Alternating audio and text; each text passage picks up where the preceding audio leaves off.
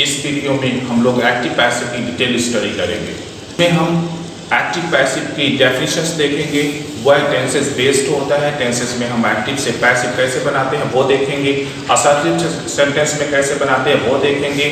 फिर उसके बाद इंट्रोगेटिव सेंटेंस को हम एक्टिव से पैसिव और पैसिव से एक्टिव चेंज कैसे करते हैं उसको देखेंगे। इंपेरेटिव सेंटेंस को देखेंगे और लास्ट में हम डायरेक्ट और इनडायरेक्ट पर पैसिव वॉइस के क्या रूल्स अप्लाई होते हैं वो देखेंगे। और फिर स्पेसिफिक रूल देखेंगे, कौन कौन से ऐसे रूल्स हैं जो हमारे इस रूल से अलग होते हैं और जो हमारे कॉम्पिटिशन्स के लिए बहुत इंपॉर्टेंट होते हैं।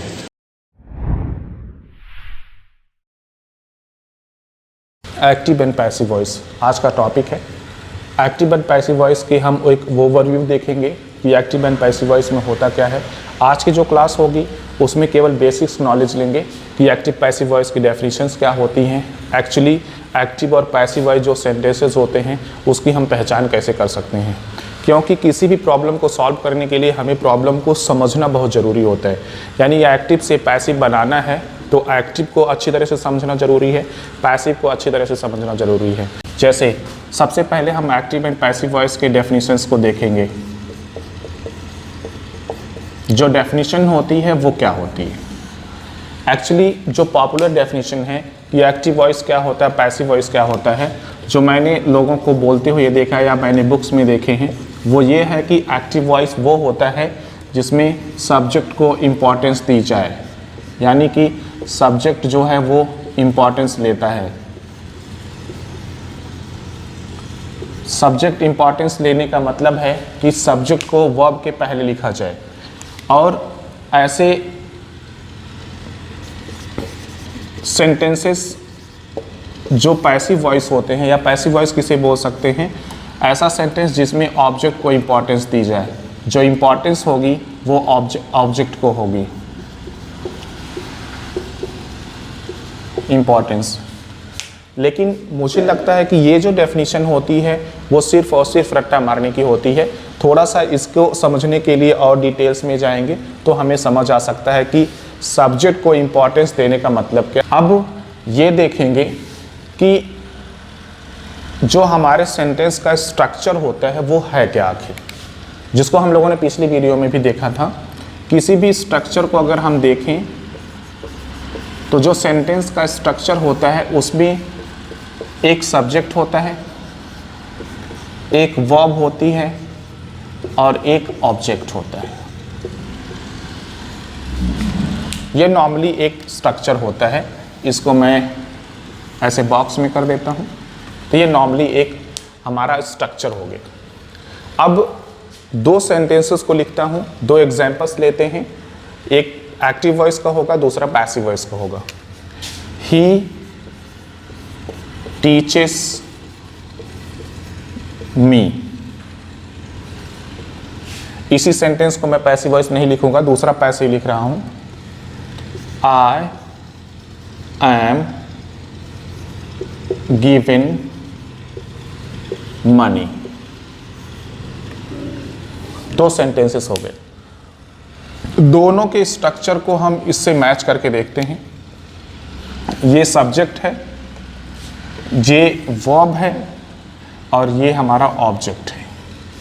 इसमें आके देखते हैं, ये हमारा सब्जेक्ट है, ये यहाँ से लेके यहाँ तक वर्ब है और ये हम लोगों का ऑब्जेक्ट है। दोनों सेंटेंसेस का जो फॉर्मेट था, जो स्ट्रक्चर था, वो हमारी समझ आया। अब पीछे अभी हम लोगों ने देखा कि सब्जेक्ट को इम्पोर्टेंस देना। सब्जेक्ट को इम्पोर्टेंस देने का मतलब क्या है, इसको समझने से पहले मैं आपको एक वर्ड देना चाहूँगा। ये वर्ड है डूअर। ये डूअर क्या होता है, और एक वर्ड होता है सब्जेक्ट।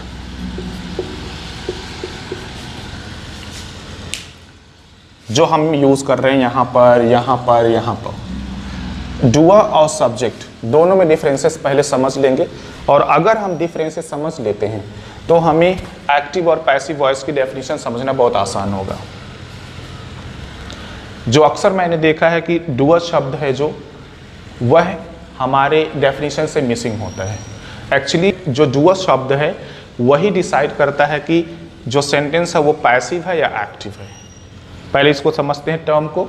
टर्म ये है, डूअर मतलब होता है कि कोई भी सेंटेंस जब लिखा जाता है तो उसमें कोई ना कोई एक वर्ड होता है जो ये बोलता है कि काम कौन सा हो रहा है, यानी कि एक्शन वर्ड होता है जिसको हम लोग वर्ब का नाम देते हैं। जैसे ही टीचेस मी, इसमें एक्शन वर्ड कौन सा है? अच्छा, इस डूअर को मैं हटाता हूं थोड़ी देर के लिए। इसमें एक्शन वर्ड कौन सा है? एक्शन क्या है? एक्शन है हमारा टीच, मतलब जो टीचिंग है वो एक्शन वर्ड है, वो एक्शन है, वो काम है हमारा। यहां पर हम देखें देना, ये हम लोगों का एक्शन वर्ड है, ये काम है। किसी भी सेंटेंस को समझने के लिए पहला मैंने स्टेप बोला कि उसमें काम कौन सा है, एक्शन वर्ड कौन सा है, उसको समझना जरूरी है। तो हम लोगों ने दोनों सेंटेंस में देखा कि यहां टीचेस है और यहां पर गिवन है, दोनों एक्शन वर्ड हैं। अब दूसरा स्टेप ये है कि उस एक्शन को, उस काम को करता कौन है। पहला स्टेप मैंने बोला कि आपको उसके एक्शन वर्ड को देखना होगा कि एक्शन वर्ड है क्या, या कौन सा वर्ड है जो एक्शन वर्ड है सेंटेंस में। पहला स्टेप। दूसरा स्टेप हम लोगों ने देखा, या हम लोगों को देखना होगा कि उस एक्शन को करता कौन है या करने वाला कौन है। जैसे अब इस एक्शन को ही कर रहा है, या पढ़ाने का जो काम है वह ही कर रहा है, या पढ़ाने का काम मी कर रहा है, क्योंकि इसमें दो आदमी हैं। इसमें आते हैं, अब इसमें देखना है कि जो एक्शन वर्ड है यानी गिव, देना, जो देने का काम है वो आई कर रहा है या इधर वाला कोई वर्ड कर रहा है। तो हमें क्या मिलेगा इसमें, जो ये एक्शन वाला वर्ड है, यानी कि जो काम है वो ही कर रहा है, यानी कि जो काम करता है उसी को हम डूअर बोलते हैं। यहां पर ही जो है वो डूअर है। देखिए फिर मैं डिफरेंसेस बता रहा हूं, सब्जेक्ट नहीं, मैं बोल रहा हूं डूअर है। ये सब्जेक्ट भी है क्योंकि सब्जेक्ट के प्लेस पर है, वर्ब के पहले है, और ये डूअर है क्योंकि ये काम कर रहा है, ये एक्शन कर रहा है। जरा इसमें आ जाओ। इसमें अगर हम देखें, काम ये है गिवन का, देने का काम है। इसमें इस काम को कौन कर रहा है, देखेंगे आई, मुझे पैसे दिए गए, लेकिन देने वाले के बारे में नहीं बताया गया। देने वाला इस सेंटेंस में कहीं मेंशन नहीं है, या कभी कभी लोग मेंशन कर देते हैं यहां पर बाय हिम या बाय लगा करके कुछ लगा देते हैं, कभी कभी लोग मेंशन कर देते हैं। ये जो वर्ड है यानी कि काम जो है, इसको करने वाला जो इंसान है वो पहले है ही नहीं, सब्जेक्ट की जगह है ही नहीं, यानी कि डूअर को इंपॉर्टेंस नहीं दिया गया, डूअर को इंपॉर्टेंस ना देकर के लास्ट में रख दिया गया। यानी कि जब कोई भी काम करने वाला, यानी कि जब डूअर जो होता है वो सब्जेक्ट के प्लेस पर होता है तो वो एक्टिव वॉइस होता है।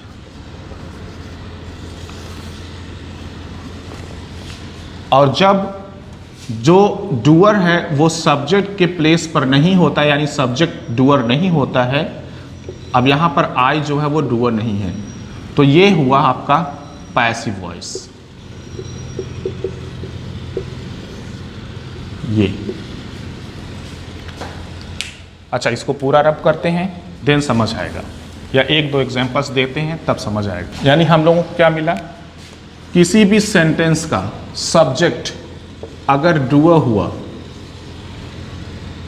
काम करने वाला हुआ, तो वो क्या बनाएगा, या वो सेंटेंस कौन सा होगा, वो एक्टिव वॉइस होगा। और अगर किसी सेंटेंस का जो सब्जेक्ट है वो डूअर नहीं है तो वह हमारा होता है पैसिव वॉइस। अब ये पहचानना आपका काम होगा कि कोई भी सेंटेंस दिया हुआ है उसमें देखिए एक्शन वर्ड कौन सा है, वो एक्शन वर्ड जो है वह कौन कर रहा है, या जो सब्जेक्ट है क्या वो काम कर रहा है, जो काम है उस सेंटेंस में वो काम सब्जेक्ट कर रहा है। अगर सब्जेक्ट कर रहा है तो एक्टिव वॉइस, अगर सब्जेक्ट नहीं कर रहा है तो पैसिव वॉइस होगा। सिंपल। हमारी जो डेफिनेशन हुई वो क्या हुई, अगर सब्जेक्ट डूअर है, एक्टिव वॉइस है। अगर सब्जेक्ट डूअर नहीं है, पैसिव वॉइस है। दूसरे शब्द में कोई ऐसे भी बोल सकता है, सब्जेक्ट डूअर है तो एक्टिव वॉइस, ऑब्जेक्ट डूअर है तो पैसिव वॉइस होगा। एक दो एग्जांपल्स और देखते हैं। पहला example, he sings a song. अब इसमें देखते हैं क्या है, काम कौन सा है, गाना गाने का। अब ये सब्जेक्ट है हमारा ही, क्या वह गाना गाता है, तो इसमें काम कौन कर रहा है, ही कर रहा है, यही कर रहा है, यानी कि ये एक्टिव वॉइस। दूसरा सेंटेंस देखते हैं, शी प्लेज म्यूजिक। वह म्यूजिक प्ले कर रही है, वह म्यूजिक बजा रही है, यानी कि जो सब्जेक्ट है वो काम कर रहा है, एक्टिव वॉइस, यानी सब्जेक्ट ही डूअर है तो एक्टिव वॉइस। तीसरा देखते हैं, आई एम बीटन। मुझे पीटा गया। काम क्या है, पीटने का। कौन पीट रहा है, कौन कर रहा है, आई पीट रहा है, नहीं, आई तो पीटा रहा है, वो तो पीटा जा रहा है, यानी कि आई जो है वो डूअर नहीं है, तो ये एक्टिव वॉइस नहीं बल्कि पैसिव वॉइस है।